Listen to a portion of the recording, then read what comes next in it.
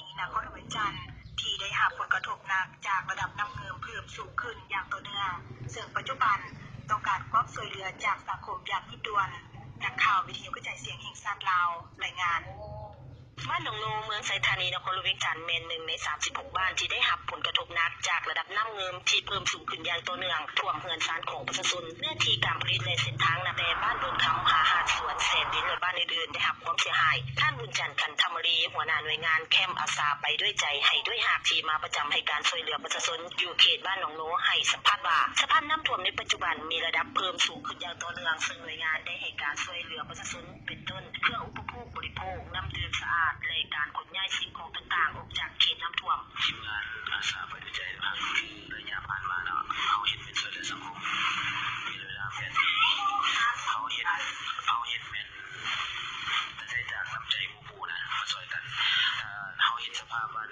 เกิดหลายบอนจากที่เขาได้ไปช่วยเหลือทางการตำรวจไปกำมวลเขาก็มาช่วยที่ลงนา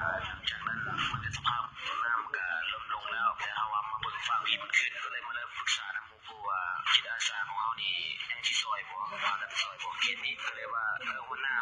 ไปซอยเขาก็เลยว่าจัดรถกันอย่างมาแล้วมันตั้งแคมป์กันอยู่นี่ผ่านการซอยมาเขาได้ซอยอยู่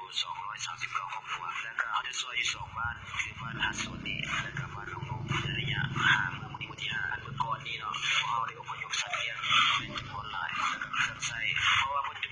บ่คาดการณ์ว่ามันจะขึ้นหลายนะก็เลยเห็นเวียกก็เลยว่าพักงานกันนะแต่ประชาชนก็เวียกบริการทั่วไปเลยครับแต่การทุกคนเป็นอย่างทุกอย่างเขาเห็นเหมือนพอมาให้การช่วยเหลือคือเขาอาสามาช่วยเหลือทุกเรื่องเขาบริการบริเวณแต่ว่าเรื่องงานผู้ซีเขาจะเห็นบ่ได้เพราะว่าเขาเป็นอาสากันนะบ่ได้ฝึกมาท่านบุญจันทร์คันธรรมรีให้ฮู้ตื่นว่าสิ่งที่ประชาชนอยู่เขตบ้านหนองโนต้องการเพื่อแก้ไขสิ่งที่ในปัจจุบันอยากเรียกร้องให้สังคมประกอบส่วนช่วยเหลือด้านเครื่องอุปโภคบริโภคที่จำเป็นโดยเฉพาะน้ำดื่มสะอาดจากบัวพญาเนื่องจากยังมีหลายครอบครัวยังติดค้างอยู่ภายในบ้านที่พร้อมรอท่าให้การช่วยเหลืออย่างรีบด่วนนักข่าววิทยุกระจายเสียงแห่งชาติลาวรายงานจากบ้านหนองโนเมืองไซธานีนครหลวงเวียงจันทร์ต่อไปเสื้อทานฟังข่าวการประจำวันจากวิชาการไซธานีนครหลวงเวียงจันทร์ที่ได้รับผลกระทบหนักจากระดับน้ำเพิ่มสูงขึ้นอย่างต่อเนื่องซึ่งปัจจุบันต้องการความช่วยเหลือจากสังคมอย่างยิ่งด่วนนักข่าววิทยุกระจายเสียงแห่งชาติลาวรายงาน